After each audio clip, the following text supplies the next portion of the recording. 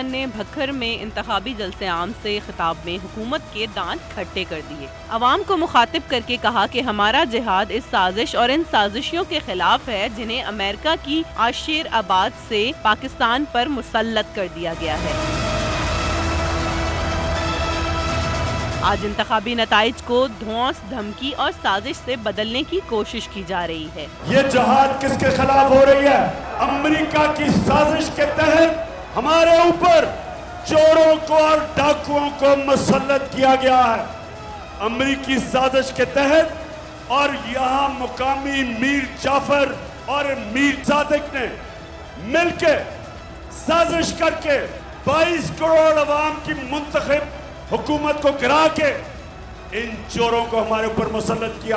हक बात करने वाले सहाफियों को धमकियों और तशद्दुद का निशाना बनाया जा रहा है। मकसद सिर्फ एक है, चोरों की हुकूमत को तस्लीम कर लिया जाए, इनके खिलाफ आवाज उठाना बंद कर दी जाए। खौफ दिलाया जा रहा है, डराया जा रहा है, धमकियां दिए जा रहे हैं।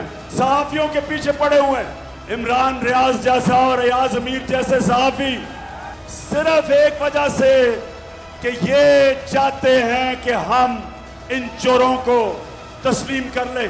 इमरान खान ने कहा कि कोई किसी गलत फहमी में ना रहे, जान भी चली जाए तो चोरों की हुकूमत को तस्लीम नहीं करेंगे, ना ही किसी सूरत अमेरिका की गुलामी मंजूर होगी। उन्होंने अवाम से कहा कि आपने हर सूरत इलेक्शन में लोटों को मुस्तरद कर देना है। इमरान खान ने कहा है कि चंद माह में इस हुकूमत ने जिस कदर महंगाई की है, इससे साफ जाहिर हो गया है कि इनकी तहरीक महंगाई के खिलाफ नहीं थी, बल्कि ये हुकूमत में अपने केसेस खत्म करने आए हैं। 2 महीने में जो महंगाई हुई है, पाकिस्तान की तारीख में कितना ऐसा वक्त था 2 महीने जितनी इतनी महंगाई हुई, क्योंकि ये महंगाई खत्म करने नहीं आए थे, ये अपनी चोरी, अपने केसेस, अपनी करप्शन खत्म करने आए थे।